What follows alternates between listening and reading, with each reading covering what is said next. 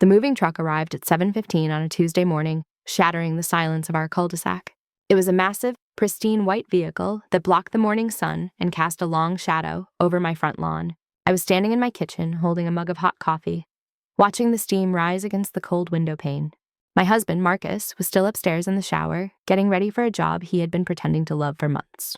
I watched through the glass as the movers lowered the heavy metal ramp with a clang that echoed through the quiet neighborhood. Then, a white Mercedes convertible pulled up behind the truck, parking aggressively close to our driveway, almost touching our mailbox. The driver's door opened slowly, and a woman stepped out into the crisp morning air. She was wearing oversized designer sunglasses, yoga pants that looked more expensive than my entire wardrobe, and a fitted white tank top. She looked effortless, golden, and terrifyingly familiar. My hand started to tremble, sending ripples through the dark liquid in my mug until it splashed over the rim. It couldn't be her. There was absolutely no way it could be her. Marcus had sworn on his mother's grave that it was over 6 months ago. He had looked me in the eye, tears streaming down his face, and sworn that Amber was out of our lives forever. He promised she was blocked on every device, erased from his history, and gone from his heart. But as the woman took off her sunglasses to inspect a velvet sofa being unloaded, the morning sun hit her face. It was Amber. The coffee mug slipped from my numb fingers. It hit the tile floor with a shattering crash that sounded like a gunshot in the quiet house. Scalding brown liquid splattered across my socks and the white cabinets, but I didn't move. I couldn't move. I was frozen, trapped in a nightmare that was unfolding in broad daylight. Marcus came running down the stairs, his hair still wet, a towel draped around his neck. He rushed into the kitchen, his eyes wide with panic. "Claire, are you okay? I heard something break." I didn't answer him because I couldn't find my voice. I just raised a shaking finger and pointed toward the window. Marcus looked, squinting against the light. I watched the color drain from his face until he looked like a ghost. His jaw went slack, and for the first time in our 8-year marriage, I saw genuine, unadulterated fear in his eyes. "She's moving in," I whispered, my voice sounding foreign and raspy. Marcus gripped the granite counter, his knuckles turning white. "No," he stammered, "that's impossible. She wouldn't do that. She bought the house next door." "Marcus, your mistress just bought the house next door to your wife." He turned to me, desperation clawing at his voice. "Claire, I swear to God, I didn't know. You have to believe me." I stepped back, the crunch of porcelain shards under my slippers sounding deafening. "Get out," I said, the words cold and sharp. I didn't scream. I didn't cry. I just felt a freezing numbness spreading through my chest. He tried to reach for me, his hands shaking. "Don't touch me," I said. "Go upstairs, pack a bag, and get out of my house before I do something that will land me in prison." While Marcus scrambled to pack, I stood by the window like a statue. I watched Amber direct the movers, pointing to the front door of the house that used to belong to sweet Mrs. Patterson. Mrs. Patterson had been like a grandmother to me, and when she moved to assisted living, I had prayed for good neighbors. I had hoped for a young couple, maybe someone with a dog or a baby. I never imagined it would be the woman who had almost destroyed my marriage. Marcus left 20 minutes later, looking small and defeated, dragging a suitcase down the driveway while avoiding eye contact with the house next door. The house fell silent, but outside, the activity was just beginning. I spent the next 3 days locked inside, living like a prisoner in my own home. I closed the blinds on the side of the house facing hers. I stopped going out to check the mail because I was terrified of running into her. I ordered groceries to be delivered and instructed the driver to leave them on the porch so I wouldn't have to open the door. I was paralyzed by the sheer audacity of her presence. On the 4th day, the doorbell rang. I checked the security camera feed on my phone and felt my stomach drop. It was her. She was standing on my porch holding a plate of cookies, wearing a floral sundress and a bright, innocent smile. The nerve was breathtaking. I debated ignoring her, pretending I wasn't home, but a surge of anger, hot and violent, finally broke through my numbness. I marched to the door and yanked it open. I didn't invite her in. I stood in the doorway, blocking her path, my arms crossed tightly over my chest. "Hi," she said, her voice melodic and sweet, as if we were old friends meeting for brunch. "I'm Amber. I just moved in next door and wanted to say hello." She held out the plate of cookies like a peace offering in a war zone. I looked at the cookies, then up at her perfect, smiling face. "I know who you are," I said, my voice low and dangerous. Her smile faltered for a fraction of a second, then returned, tighter this time. "Oh, so Marcus told you?" "Marcus didn't have to tell me," I said. "I saw you sitting in his car 6 months ago, and I see you now." She let out a small, dramatic sigh and lowered the plate. "Listen, Claire, can I call you Claire?" "No, you cannot." "Look, I know this is awkward," she continued, completely ignoring my refusal. "But since we're going to be neighbors, I thought we should clear the air." "Clear the air," I repeated, incredulous. "You slept with my husband, almost ruined my life, and now you move in 10 feet away from my kitchen window to clear the air. She took a step closer, dropping her voice to a conspiratorial whisper. It's not just about being neighbors, Claire. There's something else you need to know. I started to close the door. I don't want to know anything about you. I'm pregnant, she said quickly. The door stopped moving. The world stopped spinning. The sounds of the birds, the distant traffic, the wind in the trees. Everything went silent. It's Marcus's baby, she added, watching my face closely for a reaction. I'm entering my second trimester. I looked at her stomach, hidden beneath the flowy fabric of her dress. You're lying, I said, but my voice lacked conviction. I wish I was, she said, putting a hand on her chest with feigned sincerity. I know the timing is terrible, and I never wanted to hurt you. But this child deserves a father, and I deserve to live where I feel safe. Get off my porch, I whispered. Claire, please, we need to figure out how to co-parent, or at least coexist. I said, get off my property. I screamed, the control finally snapping. She stepped back, looking satisfied rather than frightened. She had gotten the reaction she wanted. I'll leave the cookies here, she said, setting the plate on the porch railing. We can talk when you're less emotional. She turned and walked back to her house, her hips swaying, her head held high. I slammed the door so hard the frame rattled and a picture frame fell off the wall in the hallway. I slid down to the floor and buried my face in my hands. But I didn't cry. I called Rachel. Rachel had been my best friend since college, and she was the most vicious divorce attorney in Denver. She arrived at my house 40 minutes later with a bottle of wine and a legal pad. She listened to the whole story without interrupting, her eyes narrowing with every detail. When I got to the part about the pregnancy, she stood up and started pacing my living room. She bought the house next door, Rachel repeated, shaking her head. That is not normal behavior, Claire. That is psychotic behavior. She says she's pregnant, I said, staring at my empty wine glass. Rachel stopped pacing and looked at me. Did she show you proof? No. Did Marcus confirm it? He swore he hadn't seen her in 6 months. If she's in her second trimester, that means they were together 3 months ago. So either Marcus is lying again, or she is lying about the timeline. Rachel pulled out her laptop and sat down at my dining table. What's her last name? Mitchell, I said. Amber Mitchell. Rachel started typing furiously. Okay, let's see who really bought that house. She logged into a property database that I knew she paid a premium subscription for. Here it is, 42 Oak Creek Drive. She clicked the mouse and frowned deeply. It wasn't bought by Amber Mitchell. Who bought it?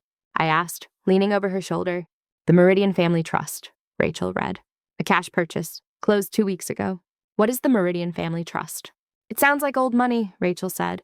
People with trusts like that don't usually act like this. She opened a new tab and started searching for the trust. It took her about 10 minutes of digging through corporate filings and beneficiary lists.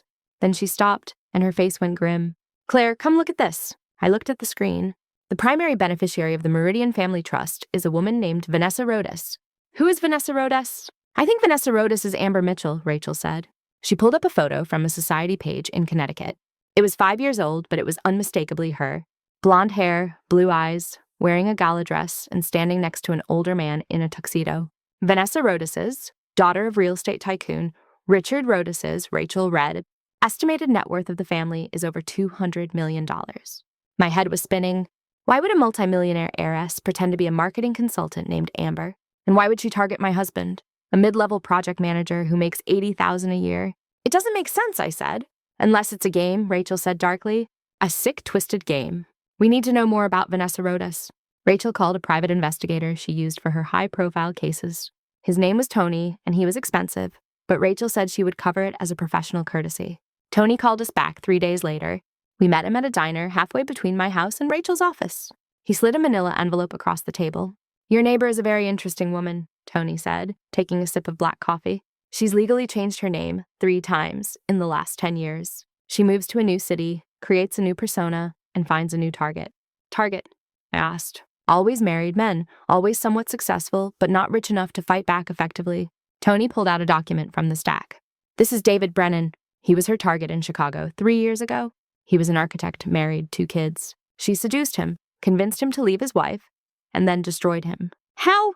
I asked, feeling a chill run down my spine.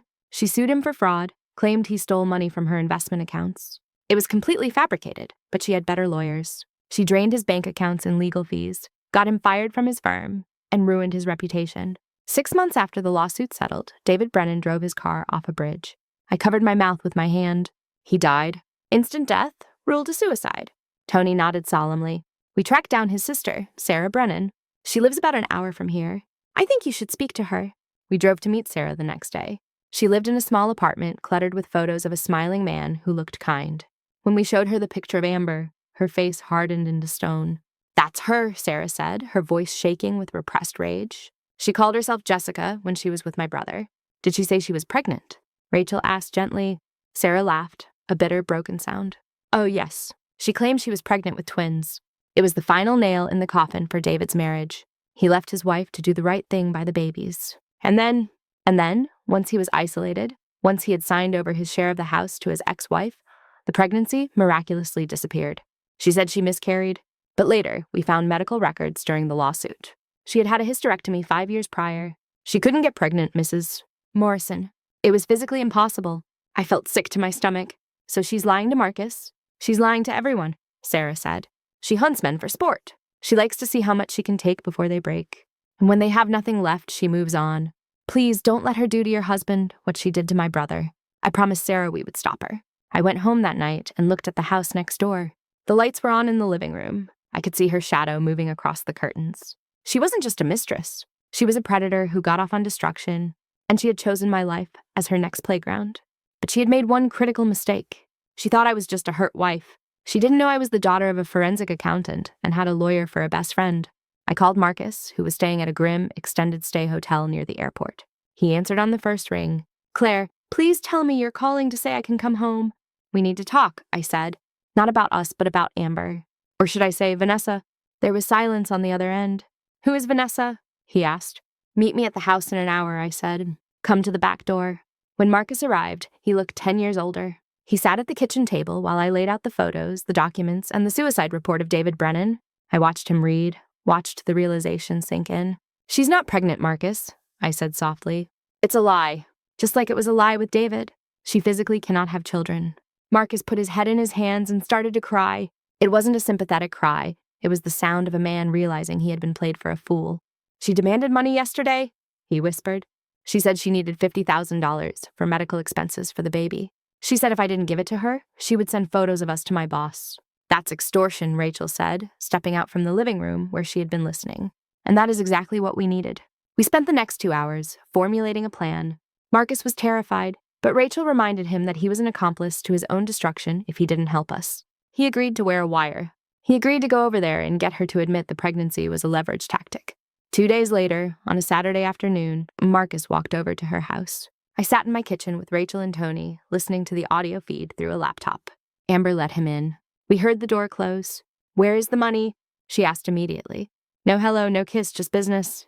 "I'm working on it," Marcus said, his voice shaking slightly. "But I need to see an ultrasound, Amber. I need to know the baby is okay." "I told you," she snapped. "I'm high risk. I can't just go to any doctor. My specialist is in Switzerland, and that's why I need the money. To fly there." "Yes, to fly there." Marcus paused, sticking to the script we had written. "I talked to Claire. She knows everything." There was a long silence. "What did you tell her?" Amber's voice was ice cold. "I told her I want a divorce," Marcus lied. "I told her I want to be with you." "Good," Amber said. "That's what we wanted. Now get me the money so we can start our life. If you don't, Marcus, I swear I will make sure you never work in this town again.